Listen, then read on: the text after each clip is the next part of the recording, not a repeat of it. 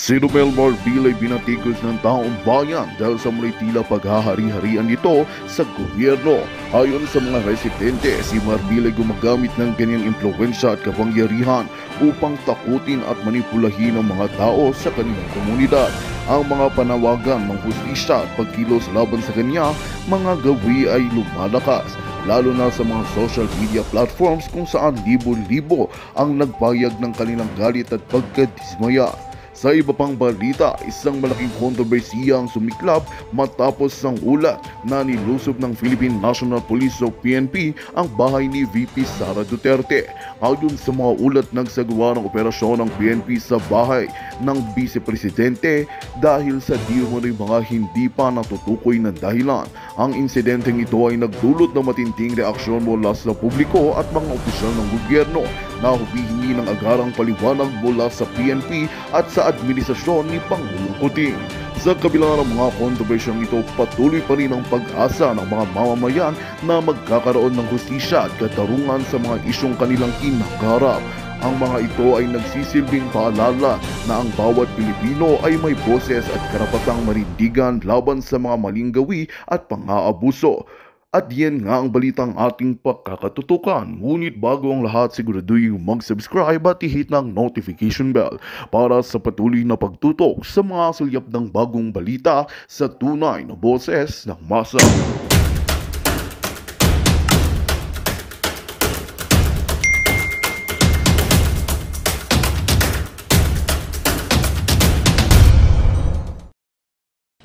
Magandang araw sa inyo mga banateros, at eto na nga ang lupit ng sinabi ni VP Sara Duterte. Binanatan niya po si PNP chief, quote unquote, sinungaling Marbil. Naku po, bakit kanyo sinungaling? Yan ho ang sinasabi ni VP Sara Duterte. At matindi yung nabasa natin, talagang malupit na malupit, kasi sinabi baga ni VP Sara Duterte na nilusob ang kanyang tahanan. Ay pambihira naman. Pinuntahan. May pa-casing pa. Ano yan, pinainom? Hindi, casing. Kunwari, basta alam mo na, naglalaro lang sila sa mga words nila, pero alam na natin ibig sabihin niya yung casing na yan. O, di ba? Kaya nga basahin ho natin yung sinabi ho ni VP Sara Duterte para maunawaan ho natin ano na ba nangyayari sa bayan natin. Meron na bang umaastang parang Panginoon? Meron na bang umaastang parang hari? Ano ba talaga? Alam mo, dapat gumawa ka ng pelikula, PNP Chief Marbil. Alam mo kung ano yung pelikulang dapat mong gawin? Ang Batas. Totoo, dapat gawa ka ng pelikula. Sigurado ako kikita yung lintik na pelikula mong yan. Dahil maraming manunood dyan. At aalamin kung bakit ikaw ay parang umasta ay parang batas. Ako ang batas, pero hindi Panginoon. Dapat ganun no? Kaya nung magandang title dyan, isulat nyo nga dyan sa baba. Pero ito. Basahin natin yung banat ng ating Vice Presidente. Ayan po. Sabi niya dito, open letter to Romel Marbil. Naku po, patay ka Romel Marbil. Nakita mo ngayon ang tikas ng aming Vice Presidente. Romel! Malupit ito. Tinawag kang Romel. Noong lumabas ang issue ng pagbabawas ng aking security personnel, nagbigay agad ako ng pahayag na hindi ito nakakaapekto sa aking trabaho. Bilang ikalawang Pangulo ng Pilipinas, hangad ko sana na matapos na ang usaping ito dahil hindi hamak na napakaraming mga suliranin ng ating bansa na higit na mahalaga kaysa sa aking proteksyon. Sa madaling salita, sige na. Mas importante ang mga issue sa lipunan, magbibigay na ako, kayo na humbala. Sige, kung yan ang iyong desisyon, PNP Chief. Mas mahalaga yung mga problema tulad ng baha, gutom, taas ng presyo ng bilihin, korupsyon, kaliwat kanan. Mas mahalaga yan, issue na yan kesa sa protection ko. Sa madaling salita, dyan hindi ho naging makasarili ang ating Vice Presidente. Sabi niya, sige, okay na yan. Subalit, tila, datapwat, subalit. Naku, ito matindi. Pag may mga subalit pero, Yan ang iingatan ninyo mga asawa. Hindi, walang biro pagka sinabing, sige na, okay lang mag-overtime ka sa trabaho. Ganyan, okay yan. O, diba, ikaw naman, uy, okay daw, sabi ng aking baby, ang aking honey, ang aking sweetheart. Sabi niya, okay daw mag-overtime. Pero wag mong kakalimutan, pag sinundan niya ng pero, subalit! Yan ang pag-iingatan mo yung mga susunod na sasabihin. Subalit! Kailangan maya't maya naka-video call. O, di ba? Kaya para ka reporter ngayon. O, nandito na ako. Ganyan, reporter. Ganyan, kilala ko yun. Alam ko yung mga karakas na mga ilan sa Banateros yung mga panay report sa mga asawa. Ay, sa mga asawa. Sa asawa lang pala. Sa asawa. Hindi, totoo, di ba? Pag may subalit, tatapot, ganyan, napakahirap po niyan. Mahirap po yung mga ganyan. Ibig sabihin, may kasunod na matindi. At ito nga sinabi, subalit, tila nakatatlong interview ka na patungkol sa akin. Naku, panay ang interview nito. Aba, siguro ito, sa tingin ko, bata ito ni interview king na si Abalos. Sa isang banda, naintindihan kita sapagkat natural lang sa mga nagsisinungaling na magkaroon ng sari-saring kwento at dahilan. Naku po, nandiyan na, binanata ka na, sinungaling ka daw. Nagsisinungaling ka daw na magkaroon ng sari-saring kwento at dahilan. Nako, si Madam Sara parang sanay sa mga taong nagsisinungaling. Siyempre, nasa politika ka. Pero hindi ka na maatim ang tuloy-tuloy na paninlinlang sa aking mga kababayan. Sabi niya, okay lang kung magsisinungaling ka sa akin. Ayos lang. Kaya lang, kung gagawin mong pampubliko ang kasinungalingan mo at ang taong bayan na ang nakakadinig nito, hindi ko yan pahihintulutan. Huwag mong sirain ang taong bayan sa pamamagitan ng kasinungalingan mo. Yan ang sinasabi ni VP Sara Duterte. Alam mo si VP Sara Duterte dito sa letter dyan to, parang halatang-halatang hindi siya selfish, no? Hindi, totoo. Talagang mararamdaman mo na okay lang, sige, sirain mo ko. Okay lang, banatan mo ko. Huwag mo lang isa publiko dahil nasisira na yung bayan natin sa kasinungalingan mo. Laging ganun siya eh. Pag bayan na tinatamaan, papalag na siya. Kung sarili lang niya, walang problema. Politiko yan, siya na yan. At tandaan ninyo, anak ni Pangulong Duterte yan. Kaya nga kung papansin ninyo, 2062-2022, sa daming kasinungalingan ni Robredo, hindi si presidente nun. Di ba? Hindi ko yan pumapalag eh. Di ba? Kasi parte yan ng trabaho ng presidente. Pero ito, hindi naman tama kung magsisinungaling ka na sa bayan, di ba? Sabi niya, ulitin ko, wala akong problema sa pagbawi sa mga PNP personnel bilang security team ng Office of the Vice President. Walang problema, ayos lang. Yung bawasan mo ang aking personal security. Kaya ako magtrabaho ng walang security. Kaya kong magtrabaho ng walang security. Ibig sabihin, sige lang, kahit walang security, lalaban ako. Nananampal nga ako ng sheriff eh. No. Yan sabi ni Bibi Sara Duterte. Ngunit, may problema ako sa mga kasinungalingang ipinahayag sa taong bayan. Yun talagang, yun eh. Nagagalit talaga si VP Sara Duterte pagka sinungaling ka sa taong bayan. Yan. Lalo na kung ang mga kasinungalingan nito ay mula mismo sa pinakamataas na opisyal ng kapulisan. Nako.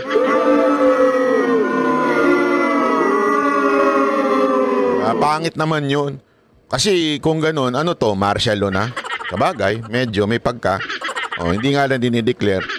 Pero parang sinasabi niya, okay lang sana kung ikaw ay isang ordinaryong Pilipino. Mga kalalakihan dyan na mahilig magsinungaling.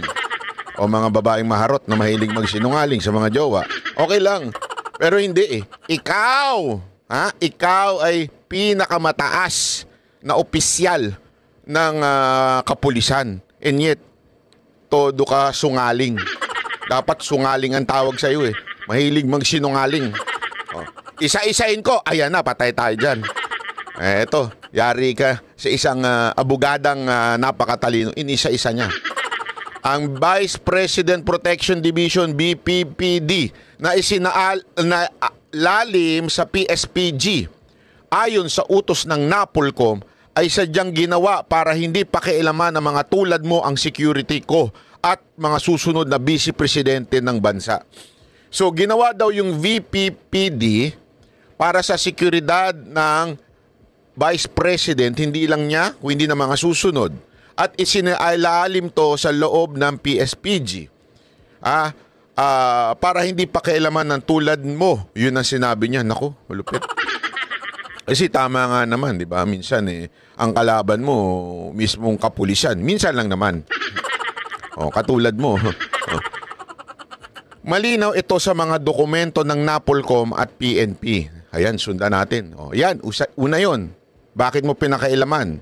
Kahit ayon sa batas na sinabi ng NAPOLCOM, bawal mong pakialaman yan. Ang NAPOLCOM po, ang pagkakaalam ko dyan, ay ang mga naandyan ay civilian.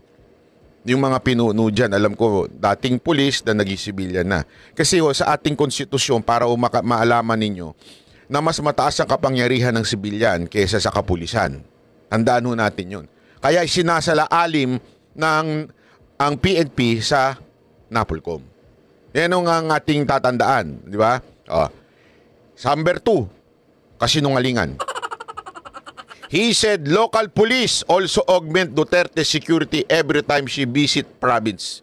Ibig sabihin, sa Tagalog, anyway, pag pumupunta naman sa isang lugar, may mga local police naman na nagsisecure sa kanya . Pero alam naman po natin, ibang usapan ho yung ganun yung local police. Sila ho mag-a-assist lang sakasakali. Pero ang sabi nga dito, kaya nga may BPPD para walang hablutan at hindi maabala ang trabaho ng local na pulis. Yun! Perfect! Bakit kanyo? Kasi tama nga naman yung sinasabi ni VP Sara Duterte. Yung local police, ang trabaho niyan yung local peace and order. Pero kung yung local police, inistorbo mo na para lang may dadalaw na opisyal, siyempre makakaligtaan yan yung mga peace and order sa lugar nila. Kaya nga meron ng BPPD para wala ng hablutan. Ibig sabihin, kayo mga 10, sa presinto na to, 10 sa presinto na yon, magpunta kayo dun sa event para bantayan. Para wala ng ganon, meron ng sarili ang vice president. Yun yung sinasabi niya. Pero, siyempre, yun ang dinahilan mo na meron namang local police na napaka-kasinungalingan. Pangatlo, na kasinungalingan ni Marbil. We requested the Office of the Vice President for a possible pull out of our 75 personnel because we really need our personnel on the ground sa NCR, and they agreed.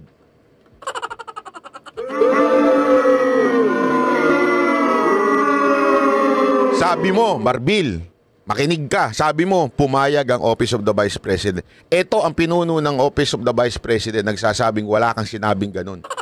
Hindi ka nagpaalam. Ayun sabi niya, walang request na nangyari. Sinungaling. Naku po. Sinungaling. Sigaw nga tayo ng sinungaling. Sinungaling. Di ba? Sinungaling ka pala. Kasi ito mismo dinideny ng pinuno ng Office of the Vice President. Ang Vice President mismo nagsabi, wala kang hinihinging request. Sinabihan lamang ng PSPG ang OBP na kunin nila ang mga personnel. Ibig sabihin, hindi nagpaalam, sinabing, amin na kayo, balik na kayo dito. Back to barracks na kayo. Recall na kayo. Sabi nga ni BP, hindi na kami nakipagtalo dahil ikaw naman ang batas, di ba? Naku po, batas! Naku, PNP Chief Marbil, ikaw pala ang batas? Alam mo yung huling umasta ng batas nung panahon ni Marcos Sr.? Sige lang, tuloy mo lang yan. Sige lang, tuloy mo lang. Tingnan natin kung saan ka pupulutin in the future. Tanda mo hanggang February ka lang.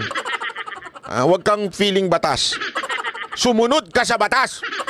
Galit si Banatbay. Hindi totoo naman di ba? PNP Chief Marbil, akala mo kung sino kang batas sabi nito, hindi na kami nakipagtayo. Ikaw naman ay asunod dito lumabas. Ito pala, asunod nito ay lumabas na relief order na inutos mo.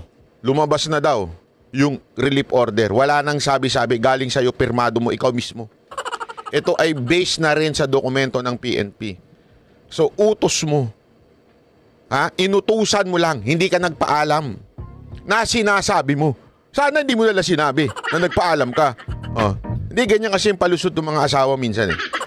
Yung mga asawa, medyo manunumbat pa yan eh. Di ba? Nagpaalam naman ako, sabi mo. Oh, di ba? Pinapaalam naman ako sa iyo na malilate ako Eh, syempre, yung babae minsan, dahil sa dami ng gawain sa bahay, hindi niya na alam kung ano nasabi niya, kaya tuloy magpapalusot ngayon si asawa.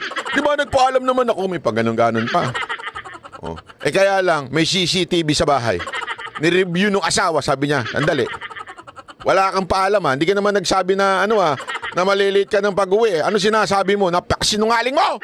Sabay sinampal ng kaliwat kanan, O, di ba?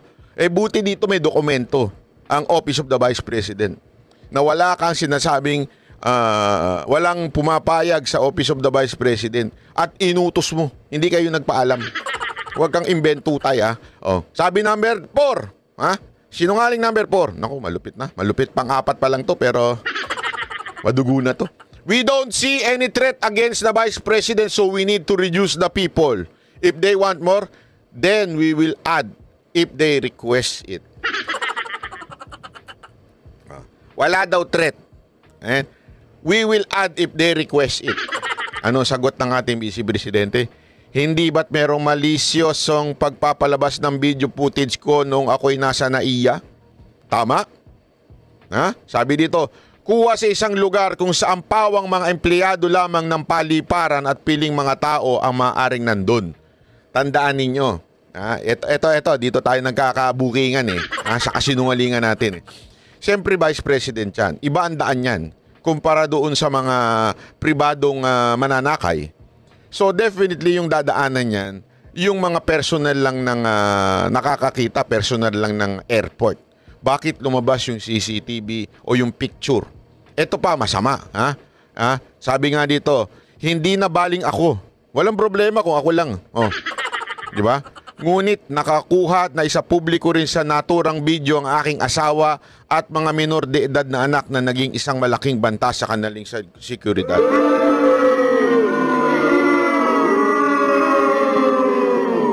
Human rights, dapat ito yung chinecheck nyo.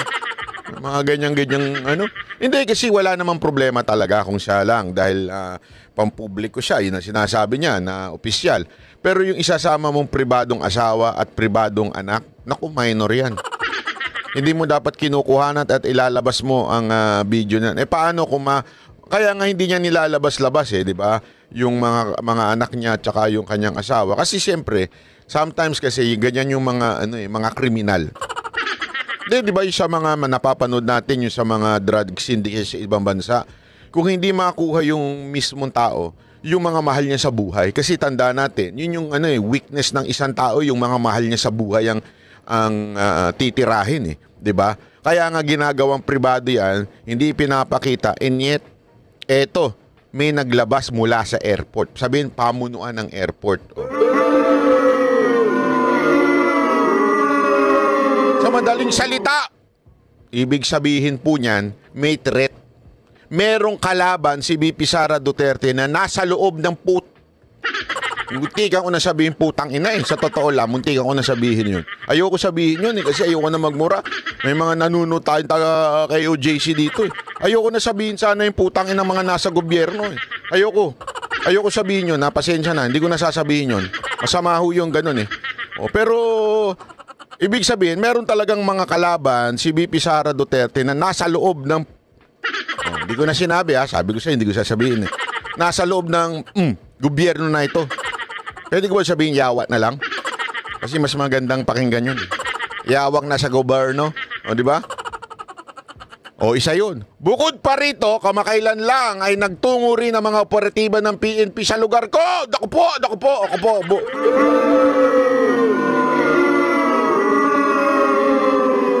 Naku, hindi maganda to. Nagtungo daw sa bahay niya. Nilusob ang bahay niya. Naku po. Nilusob.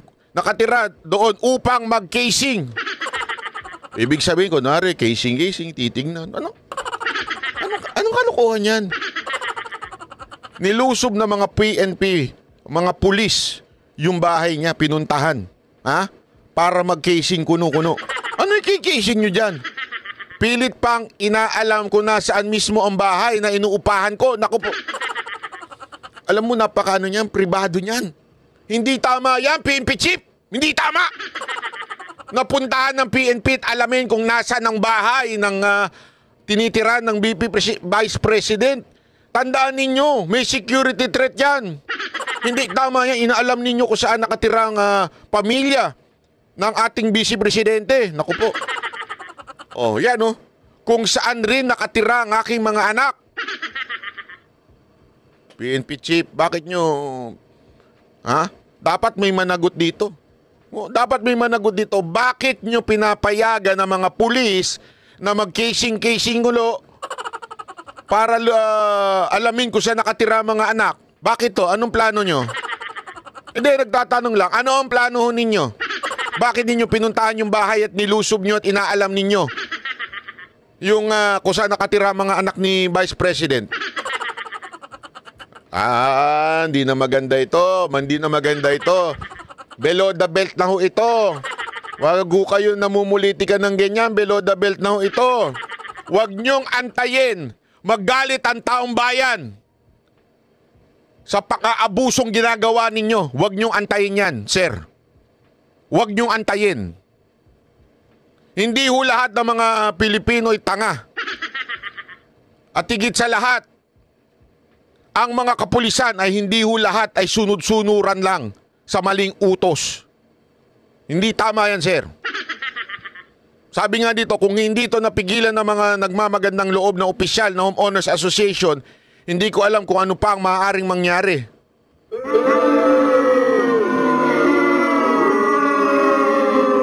Buti na lang daw. Buti na lang daw. Buti na lang. Pinigilan ng mga concerned homeowners. Siguro sa Davao ito.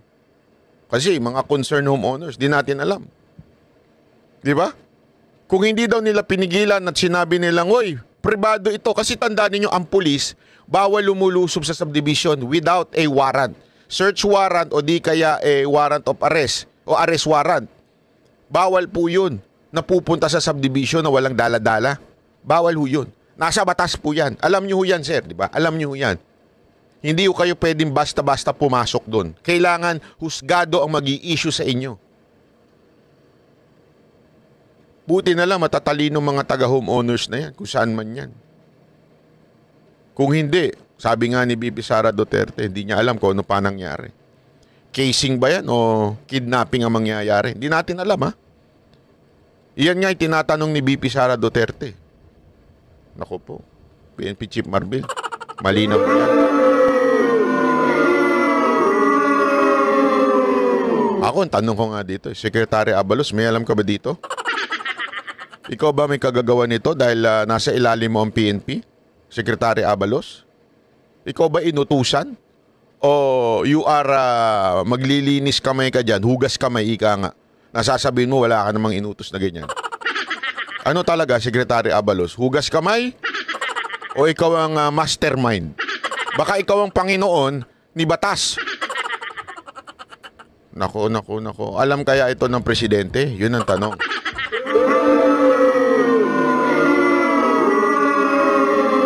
Mr. Marcos, alam niyo po ba ang ginagawa ng bata ninyo na panggigipit kay BP Sara Duterte na inyong kapartner? Alam niyo po ba? O sasabihin niyo na naman wala na naman kayong alam? Ano pa alam niyo, sir, kung wala na naman kayo alam dito? Ako nagtatanong lang, sir, ha? Ako kasi pakiramdam ko, may gumagalaw sa ilalim. Merong nagmamagaling, may sumisip-sip sa ilalim. Na nalulusutan etong si Mr. President. Mr. President, anong ginagawa ninyo? Bakit nyo pinapaintulutan o di kaya bakit nakakadaan sa inyo to ng walang kaalam-alam kayo?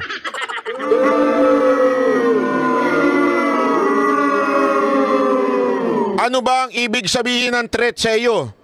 Ang banta ba ay maaari lamang magmula sa mga external elements like mga kaaway sa labas, NPA, komunista, mga kriminal, yun. Hindi ba threat kung ang harassment ay nanggagaling mismo sa mga tauhan ng gobyerno? Naku po, harassment po ito. Naku.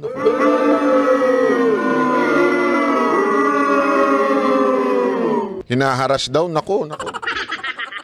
Ito, nagsalita na ang VP presidente natin. Isa pa, sinabi mong walang threat pero pwedeng mag-request ng dagdag na personnel. Ano ba talaga?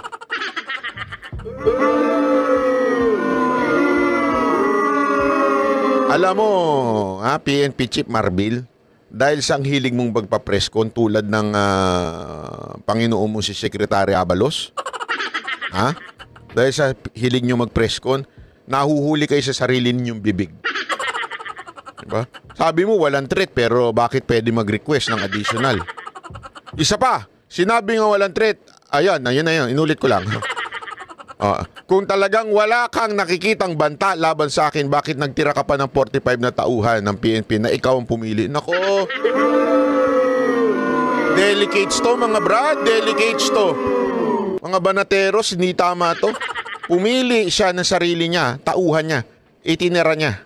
Ibig sabihin, lahat pala tinawag niya, ni-recall niya, tapos naglagay siya ng 45 na sariling tauhan niya.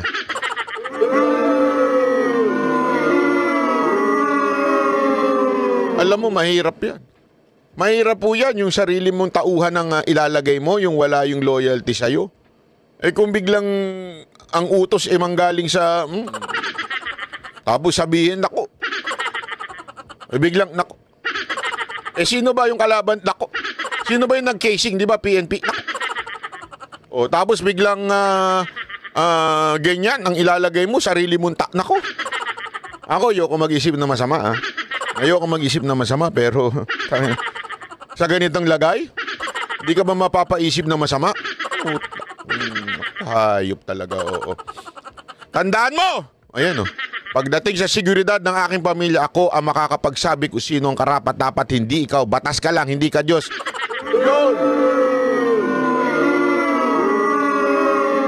Dagdagan natin to. Batas ka lang, hindi ka Diyos. Si Abalos, walang ganun.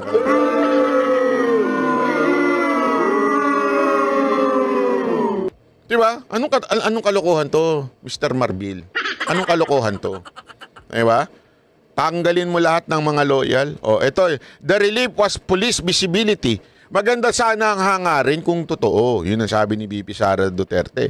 Ngunit kaduda-duda na ang 38 sa 75 personnel na pinili ninyong masakop ng relief order ay mga pulis na mula sa Mindanao at pinapalipat sa National Capital Region na parang hindi kulang ang pulis sa Mindanao.